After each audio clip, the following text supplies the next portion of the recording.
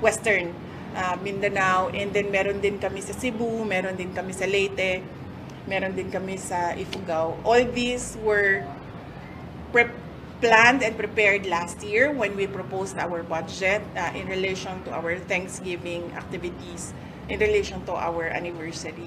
November 15 yung anniversary. Pero before and after November 15, madaming activities ang Office of the Vice President. Next question, Sir Fred, please go ahead. Vice, latest survey po ng SW, nag-tie kayo ni Senador Torpo at yung iba is kulila talaga. May posibilidad ba na sa presidential election magtandem ang Sara Torpo? Any reaction po ito? Sa pagkakaroon, sir, wala pa manggugoy. Sa ngayon, hindi ko pa iniisip yung 2028 election. Dahil napakaraming nangyayari araw-araw, hindi natin alam kung anong mangyayari bukas at hindi ko alam kung tatakbo ba ako sa 2028. Pero sa lahat ng mga nagtatanong simula noon hanggang ngayon, sinasabi ko sa kanila, I think for a presidential candidate, the perfect time to decide would be December of 2026, the year before filing ng candidacy. Assuming automated siya, filing of candidacy sa 2027, yun siguro yung perfect time para sa mga kandidato na mag-decide kung tatakbo sila. Next question, Sir Glenn. Majigakan. VP Inday, anong mangyayari sa 200 na mga personnel if ever matuloy na mawalan sila ng trabaho? Actually, sir, estimate lang man to nako, no? Wala gyud ko kibalo exactly kung pila gyud ang mawalaan og trabaho. But definitely kung dunay budget cut and ma-appeal tong portion dito nga naka-charge ang mga sweldo sa mga tao, dunay mga mawalaan og trabaho. Ma'am, there's a follow-up from the OVP media. Comment reaction of the Philippine government's prison exchange agreement with Indonesia to secure the repatriation of Mary Jane Veloso. I cannot comment on that. I think the best person to comment on that would be the Department of Foreign Affairs. Likely sila yung gumawa ng negotiations and they know the details of the negotiations. I do not have personal knowledge of the details of the negotiation. Sir Lando, Radyo Servicio. Yes, BP, sayang kayo ang nasugdan sa imong papa nga si Tatay Digong. Katong project na to, Mindanao Railway, mo na ito'y paglaon sa taga Mindanao nga muuswag ang gulambo ang Mindanao pero gipahunong karon sa kasamtang administrasyon. Kung sa imong komenta na? Well, yes, sir, maupod na ang kuano. Yan din ang kinakasama ng loob ko dahil I run on the platform of continuity and unity, particularly the Build program of the previous administration of President Duterte. And in fact, hindi lang yung Mindanao Railway ang unappropriated ang Philippine government part, no, na mga obligations. Meron pang mga ibang mga projects na ganun din hanggang ngayon. Kaya masakit sa loob ko dahil napakalaking tulong niyan, hindi lang sa Mindanao, lahat ng mga projects sa buong bansa. And we are still hopeful na matutuloy yung mga build, big ticket projects. Sir Ray, Bombo Radyo. Vice, good afternoon. Tuloy-tuloy pa rin ba yung magiging programa ninyo, yung pagbibigay ng ayuda, possible next year, lalo pag ginigipit ngayon yung budget na hinihingi ninyo? Okay. Sa Office of the Vice President, sir, wala kaming ayuda. Pag merong humihingi sa amin ng ayuda, we usually refer it to DSWD because ang prinsipyo namin, sir, hindi dapat ayuda ang binibigay sa tao na nangangailangan. Dapat binibigyan siya ng mapayapang pamumuhay. Dapat binibigyan siya ng oportunidad para makapagnegosyo. Dapat binibigyan siya ng oportunidad na makapaghanap ng trabaho. Yun yung prinsipyo namin. Meron kaming ngayon na pinamimigay. Ito ay Thanksgiving na mga grocery packs namin. Kasama na ito sa Christmas because tradisyon ng Pilipino ay gift giving during Christmas. Meron din kaming rice box binibigay namin ito sa individuals in crisis. Pero yung sabihin mo na tira bahala nga panghatag og ayuda, wala kaming ganon sa OVP.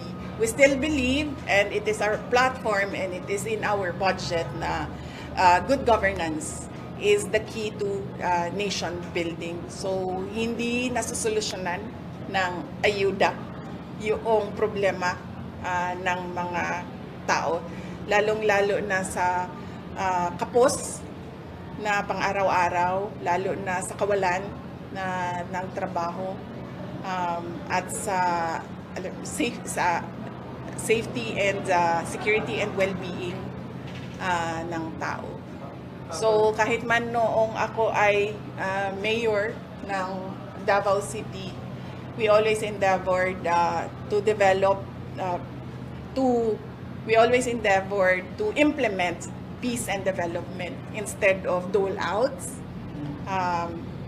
Isa pa pud sa ako ang kuan nianing mga ayuda kay mura basyag kana ganing insulto sa kawadon sa tao nga murabag wala man ka 5,000 ra imuha humanata mura gingana ba nga sa pananaw nako ang trabaho sa gobyerno paniguraduhon nga dunay oportunidad ang mga tao kontra sa hatagan nimo siya og dole out. Follow up advice, nakita ba nimo adto na pahigayon nga mahatag ang pondo yung pangayo rin na sa Senate? Gihatag na namo na no sa Congress, both sa House of Representatives and sa Senate kung unsa ilahang desisyon mahitungod sa budget sa Office of the Vice President. Ang amua lang kung unsay ihatag mo among dawaton mo ang amuang iapod-apod sa mga programa o proyekto sa amuang opisina. Next question, Ivy. Hi. Yes, sir. VP, good afternoon. Grabe ba kainit aning lugar? I-on sa na po ang aircon. Sir, Ralph, I think matay taan. Saglit lang. Yes, saglit lang po, ma'am, ha? On na po natin yung aircon. Cool down. Okay. Wala na. Grabe. Yes, ma'am. yes, VP, regarding ba sa imuhang ingon kaganina undecided to mag-aturan sa election for presidential election. But then, na po survey, VP, nga ikaw maginagunas for presidential survey. So, unsa ba imuhang assurance po sa mga kining nag-aghat sa imuha karon VP to run for president for the next election? Appeal sila, ma'am. Yes. Appeal sila sa ako ang pagsiguro buhat sa desisyon sa umaabot na mga panahon.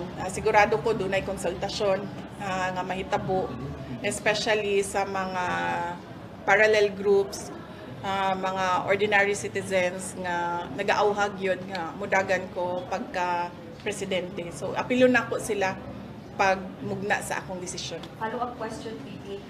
Sa kadaghan sa mga karagahan magod everyday nga nagapangayo sa servisyo, especially din medical assistance, VP, how you can assure na makatagan sila tanong assistance, especially katong mga medical assistance diri sa Caraga region?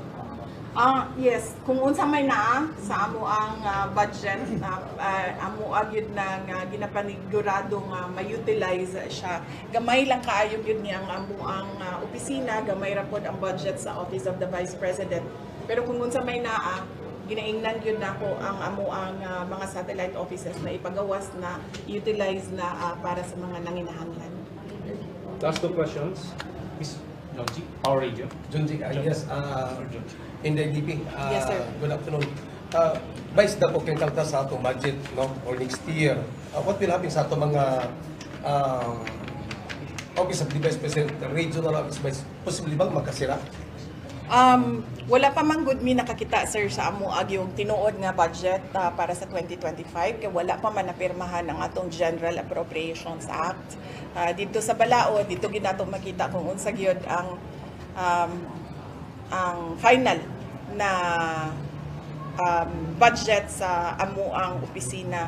Once makita nato to, mahibalot ta kung unsa ang ato ang mga buhaton unsang mga programa o proyekto atong pagamyon, unsa ang ato ang mga programa o proyekto na i-collapse o isarado, nagahulat ta sa GAA nga ginatawag nato ang appropriations budget nato. Alam lang, Vice, regarding aning kritiko ng mga congressman nga gaduptikid na kuno ang Office of the VP sa mga program projects sa atong government agencies. Yes, dito manggod sa ako ang pagsugod no sa ako ang termino isip Vice President, doon na magkukoy nga buhat no. Dito sa oath kung makita ninyo ay execute and implement laws and kanang na ako sa executive department, kauban ako ang ato ang pangulo. So but pasabot nakabutang ko dito na I will protect and defend the Constitution. But pasabot tanan tong mga nakabutang dito sa Constitution na kinahanglan buhaton sa atong gobyerno, mao to siya ang ako ang gi-oath. Dili siya nato masulti nga duplication tungod kay ang isa ka ahensya sa gobyerno kung dunay muduol nga tao nga nanginahanglan, dili siya pwede miingon og dili ko mutabang sa imo ha. So ang mga tao naanad naman silang no nga dunay medical and burial assistance ang Office of the Vice President kay dili lang man na karon nagsugod man na siya sa termino ni Vice President Noli De Castro. Siya gyud ang nagsunod nag-una na paghumangi padayon siya sa mga lain pang nisunod na Vice President.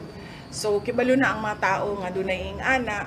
Therefore pag muduol sila sa amoa, dili pwede mosulti ang gobyerno na uy, pasensya ka na, bahala ka na sa imong kinabuhi, ikaw na bahala sa imong pasyente.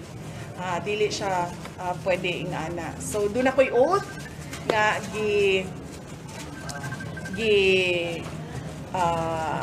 undertake na dito sa ako ang oath na tanan nga naa sa Constitution nato kinahanglan gampanan sa isa ka Vice President. Therefore, dili ko pwede mo dili sa mga tao nga nangayong tabang. Sir, singit lang po, regarding po sa katatapos lang na turnover ceremony, ano po ang iilan sa mga batayan para ma-qualify as beneficiary ng magnegosyo tayo? Ay, yes ma'am. Doon na tayo guidelines ma'am para mag-apply ang ato ang mga associations, ato ang mga cooperatives, and even individuals no pwede mag-apply sa magnegosyo taday.